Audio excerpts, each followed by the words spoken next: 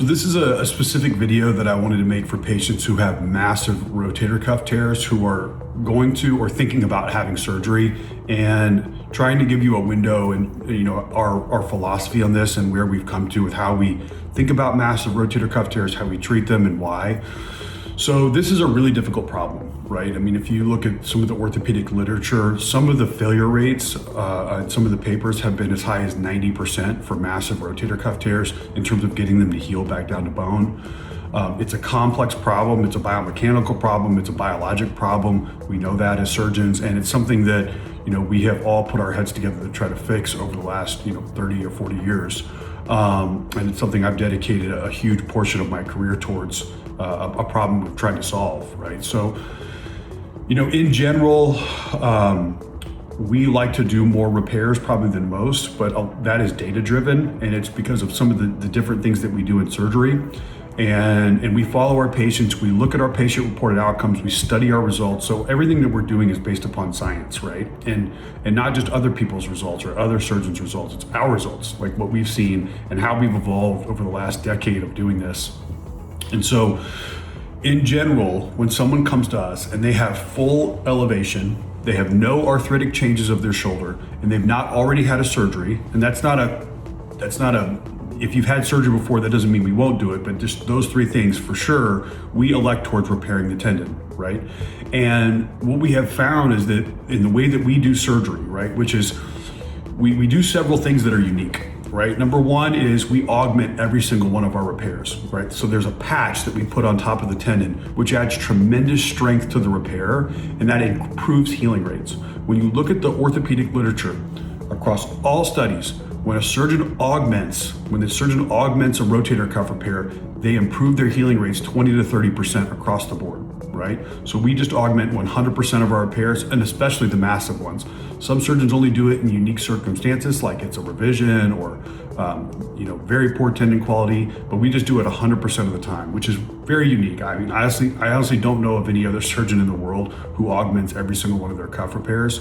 And part of that is because we do research on this and we're collecting data all the time. But also it's because I feel like it's the best treatment for our patients, right? When I looked at the data, I said, this makes sense, so that's what we do. And the augment that we use is actually the strongest on the market, right? So it's the only augment on the market that improves the biomechanical strength at time zero. So that's why we use it. The second is how we handle the biceps, right? The long head biceps runs from across your arm into the joint. The majority of surgeons will cut that tendon and move it. But what we started doing this years ago is taking the tendon and, as opposed to cutting it, just moving it slightly back. And what that does is it's called a cable reconstruction. So it actually supplements your rotator cuff and keeps your humeral head down. And then we do an acromioplasty, right?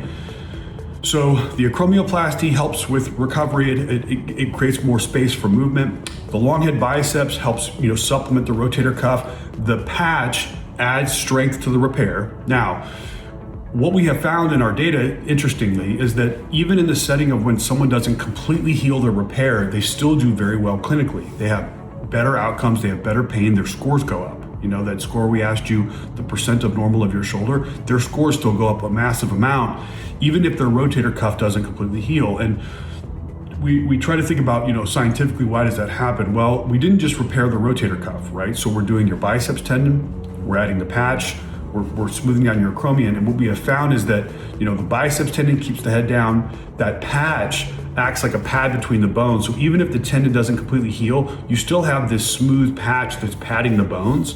And then you've also done the acromioplasty, which has actually increased more space. So you've padded the space, you've increased the space, and you've taken a tendon, essentially done a tendon transfer in the shoulder to keep the biceps on top, to move it down.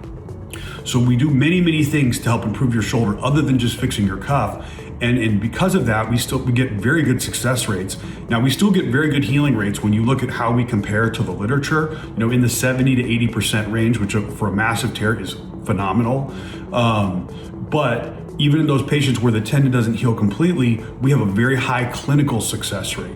And so I look at rotator cuff repair failure as not just a failure of healing, but a failure of improvement of symptoms. And if you measure us in that way, and also failure of improvement of symptoms, and then you get a reverse, right? So is in our cohort, it's roughly 2 to 3% of patients. So it's a very low number of people. And many of those patients came to us because a surgeon told them, almost all of them, like, you should just get a reverse right away. So I look at it and I'm saying, like, well, you can do a reverse right away. And by the way, a reverse shoulder is an excellent operation, and it's our bailout, right? So if you go and you get your rotator cuff fixed, and you are the very, very small percentage who don't improve clinically, then you have that as an option to replace the whole shoulder. But many of our patients were given that option initially. They didn't want to do that. They didn't want to put in a whole new shoulder. And so they came and saw us, and we've done very good. 97, 98% success rate clinically in those patients. So for me, I look at that and I'm like, if I have 100 patients with a massive rotator cuff tear, and if I can make 95+% of them better with a repair, then I should do that. I shouldn't do a shoulder replacement on all 100 of them because 2 or 3 of them may needed it from the beginning, right? So that's our philosophy. We use the reverse as our salvage operation in the setting of rotator cuff tears, and it does work well. By the way, like, it's a great operation. It's just not necessary in a lot of people from the beginning, right? So I think it's complex. It's a difficult problem to treat, but that's our philosophy, and we've done very well with that. And we have all of our data. We have all of our outcomes. We're more than happy to share those with you. They're on our website, actually. But everything we do is based upon science and results and outcomes, and we try to stay on the cutting edge with what we're doing. Both of those surgeries, you don't need to wear a sling. You can move it right away, which we've discussed. And in particular with the use of the sling, we look at that and you say, okay, well, does that decrease healing rates even in the massive rotator cuff tear? There's not a single piece of literature that's ever been shown to prove that. In our study, actually, that we have, our data has shown us that doesn't make a difference, right? So why don't you wear a sling, Dr. Kruse? Because it doesn't make a difference in healing rates. And we've measured our healing rates, and we've looked at that, and looked at our outcomes, more importantly. And what we have found is that the sling does not negatively impact healing rates, but it does negatively impact the patient's experience, right, after surgery, and their function and their motion. So it's all negative, no positive from what we've seen. So in general, when you have a massive cuff tear, that's why we do what we do, because of the data we have, because of the different things that we do in surgery. And even if your cuff doesn't heal, there's a lot of things we're doing in surgery that are like insurance, right? Backups. And that allows us to get a lot of patients, much improved function, and just a great result. So and then also, if you are that small percent of people that this doesn't work, we have that reverse shoulder as a backup to fix your shoulder. So no matter what, we're going to fix this shoulder. It's just that we generally lean more towards soft tissue repairs than going straight to the reverse shoulder because of the data we have. And so that's pretty much it. And this is a complex conversation. That's why I wanted to make a second video for patients, to help them understand our philosophy on massive rotator cuff tears, why we do what we do.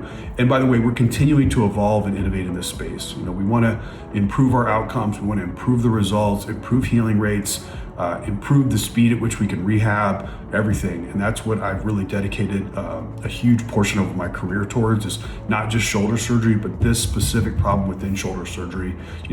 How do we make the surgery smoother? How do we make the repair stronger? How do we improve the biology? And mostly for me, I focus a lot on the rehab. How do we speed up the rehab? How do we improve the from time of surgery till completely healed, that journey? How can we make that a smoother process for our patients? And I think what we're doing is great, because shoulder surgery gets a pretty bad name, and so we've got nowhere to go but up. So thanks for watching this video. I really appreciate you taking the time. We're excited to fix your shoulder. You're going to do great.